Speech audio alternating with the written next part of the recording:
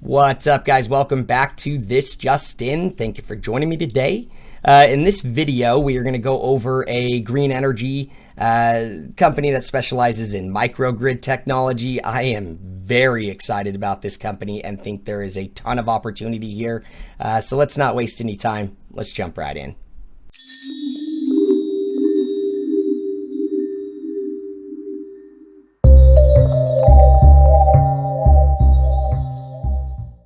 All right, guys, before we get started today, subscribe to the channel, hit that bell notification for me. We are so close to 1,000 subscribers and I can't wait to get there. So help me out, hit the bell for all so and to let you know when I post a video. I try to post every day with anything investing that can help us grow our portfolios, primarily focusing on a lot of growth stocks. But there's a link down in the description to my Patreon account. Come join the family.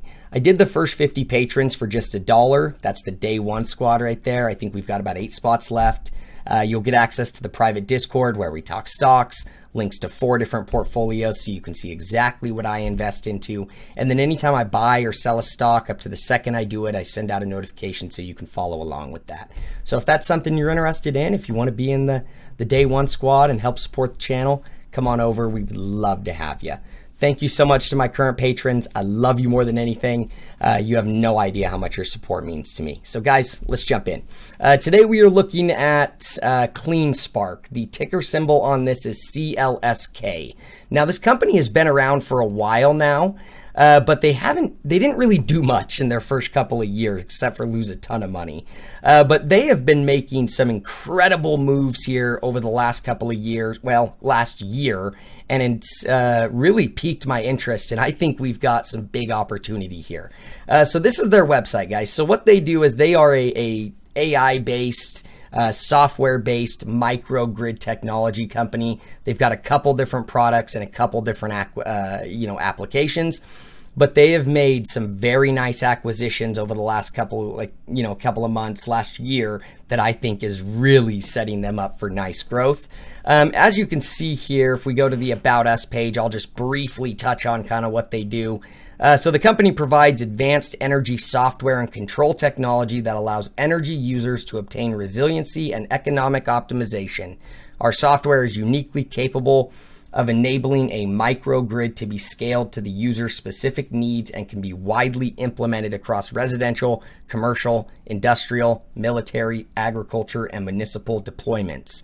What we offer: energy controls, microgrid modeling software, open ADR certification, Bitcoin mining, and data center innovation consulting services as well. So guys, essentially what they do is they own, or they offer the software that they can hook up to the grid, and they can hook a bunch of different grids together, or they can run independently to pretty much monitor and control the inflow and outflow of energy or power, whether that be generated through wind, solar, battery storage, whatever it is, to be more efficient, more effective, and save money. Now, the one thing that I'm really bullish on here, so they made an acquisition a little while back for a company called SolarWatt, residential solar company out in Southern California. Primarily, before this acquisition, their main focus was like military, commercial. One of their first contracts was with Camp Pendleton, which I believe is out in San Clemente, California, to handle all of their microgrid, energy services. Now, this right here is one thing that I like. So it says this is the smart microgrid. It's called mVolt, is a smart power system that provides a single solution for resilient, reliable, and cost-effective energy for residential properties of all sizes.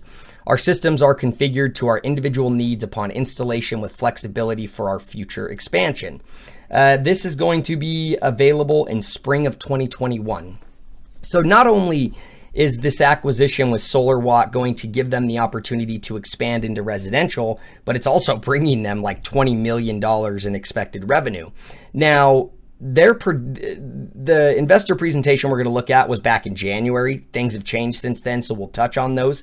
But I do really like the look. If we take a look here at the revenue over the last couple of years, they really didn't do anything except for lose a ton of money all the way up until like 2016. Then they only did 100 grand in revenue, 400 grand, 600 grand, and then jumped it clear to 4.5 million in 2019, and then to 10 million in 2020. Okay. They're still losing a ton of money. So guys, this is a very speculative play here. This is going to be risky. It's going to be volatile, but if they can do what they, what they plan to do, I think the stock could do multiples of where it is today because of the acquisitions that they've really made in the last few months. They are making moves in the right direction. They are bringing in a huge backlog and a lot of potential revenue. So if we look here at the company highlights, again, this was back in January that they put this out, so I will touch on the things that have since updated. But company has more than doubled annual revenues for 3 consecutive years.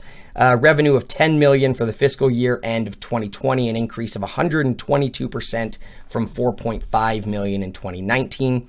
Contracted backlog of 6 million and a proposal pipeline exceeding 31.1 million as of January 21. So guys, that's what they were projecting in January, was 31.1 million. That would be tripling 2020 revenue. But since then, since this came out, they've increased their backlog. That acquisition with Solar Watt was bringing in 20 million in revenue. So they've really got opportunities to smash expectations here. Company has provided solutions in 7 countries. Their personnel has grown from 20 employees to 62 employees in the past 12 months, and 3 acquisitions in the last 12 months, and you can make that a 4th with Solar Watt. A couple of things here. What is microgrid? A microgrid is a set of resources and storage batteries used to provide a source of energy distributed from a central utility provider. A microgrid can also disconnect to island away from the traditional grid as economic or physical conditions dictate. This kind of gives you an idea of the way their process works. So energy comes in from solar, wind, or energy storage. Then they run it into the building, whether that be residential, commercial, whatever, or they can kick it in or out off the electrical grid. So they can run independently, or they can connect them all together. And then obviously you see here, they can also take energy in from micro turbines or generators. When things happen, natural disasters like we saw in Texas recently, that's where this stuff can really benefit, in areas like that. This kind of shows you right here the benefits of the microgrid. Alternative to utility shutdowns in fire and disaster prone areas, supporting aging U.S. infrastructure, increases efficiency and cost savings. Now, here's one of the big things that I really wanted to look at, guys. This is something that is just huge.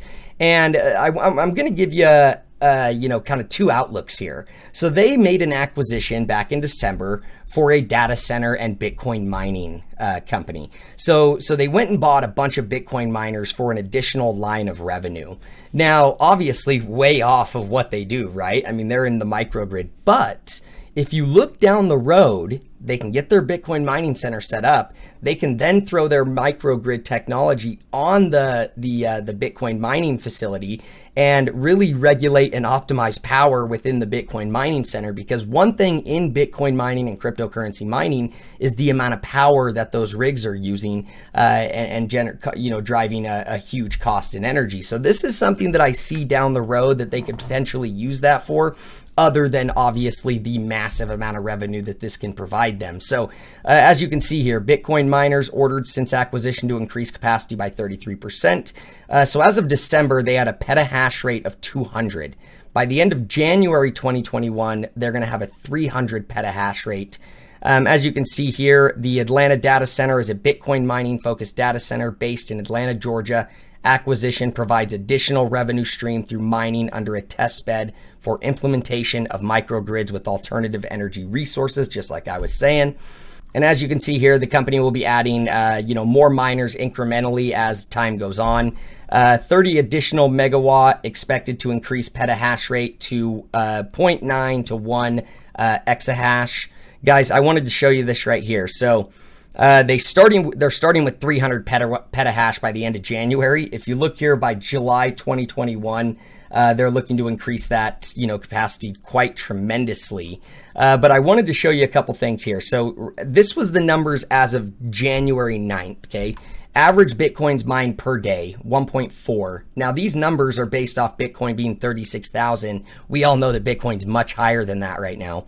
Average Bitcoins mined per month, 43. Total Bitcoins mined since 12/10/2020. So by the time, from that was pretty much a month there, they did 44. This is how many miners they had, 3,455 with 20 or 200 petahash rate. Guys, so look at this right here. They're looking to increase that from 3,400 to 14,000 miners by July 2021, and they've already done that. So look right here, current monthly revenue run rate as a 5-day average before expansion is 1.5 million in revenue.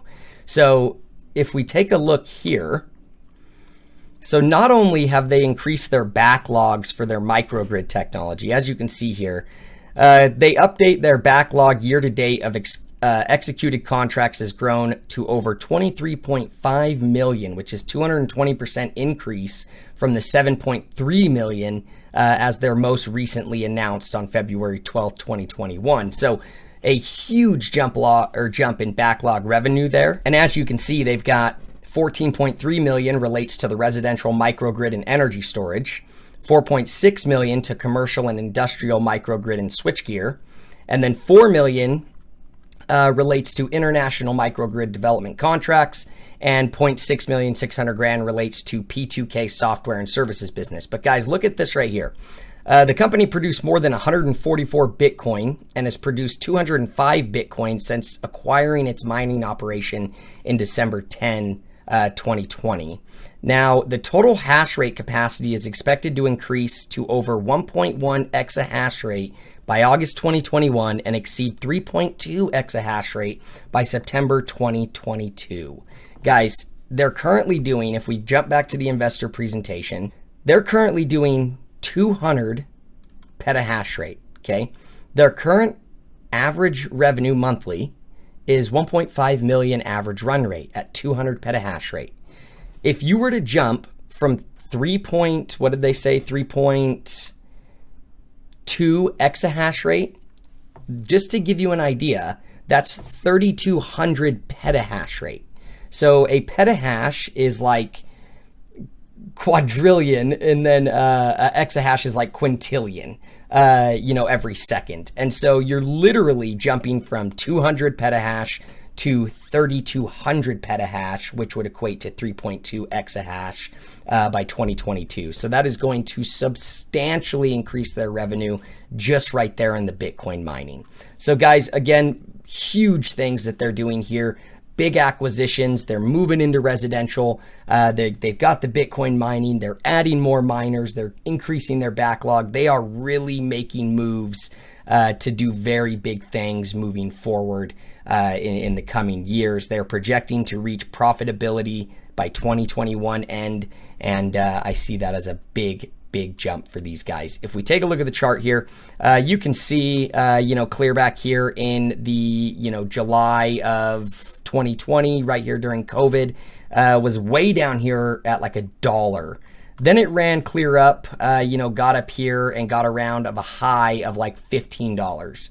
Sold off a little bit right here, during the October and November correction, and then just absolutely skyrocketed to reach a high of $42.60. Obviously, that was not sustainable. Sold way off down here to the $25 range. Tried to make its way back up, got rejected, and was very, very choppy ever since then. You can see gap down, gap up, gap down, gap up, gap down, tried to gap up, gap way down, and then ever since has been trading in this range here on a little bit of a downtrend, and has ever since started to make its way back up. Guys, this is a very, very volatile stock. Very. They are losing a ton of money right now. So this is a very speculative play that's going to move a lot. You've got to have a really strong stomach for this. But I do like this, down here at around $16. It looked like it held twice. It even held kind of over here, and it's holding right here at this 200-day moving average. You can see it did break above it already, and it's looking like it's trying to break up above the 20-day moving average, or 50-day moving average, excuse me. If it can close above that, you can see this gap up right here. I think that'll make some real nice indication that we're moving back up towards the upside. Guys, you can see here how much opportunity there is just to get back up to previous high, you know, you've got over 100% in increase there in gain. Now, based off of their projected revenue of the 31 million, you know, I actually think it'll end up being quite a bit more than that with Bitcoin prices. You know, my price prediction on Bitcoin, their price to sales ratio is pretty high right now as well. You know, it's not like you're buying this company at a discount by any means. This is a growth company. It's very speculative.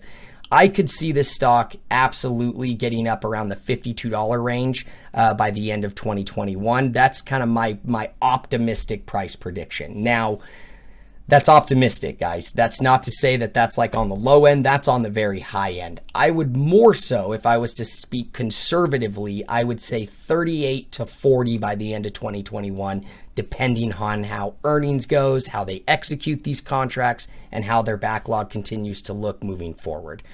So that's it for today, guys. I really like this stock. I wanted to put it on your radar. I do not have a position in it yet. I am looking to add one because I really like the way it's you know, looking. I like the moves they're making, and I think this could be absolutely massive in the next couple of years. I even saw someone projecting that they would reach up to $1.2 billion by 2030, you know, in the 2030s. That is massive revenue scale there, guys. I've seen analysts put price targets on this stock as high as, you know, 50 something dollars, 55, 48, around there. Again, guys, mine would be the 52 by the end of 2021, very optimistically, and between 38 and 42, you know, conservatively by the end of 2021. So put this on your radar. Go check it out. Do your own research. This video is for entertainment purposes only. I am not a licensed stockbroker. Always go out there and fact check me. You know, don't just take my word for it. Let me know down in the comments what you think. I would love to hear what you guys have to say about it. I really appreciate you guys watching. Come join us at the Patreon if you want to be a part of the family, and I'll see you guys in the next one. Peace.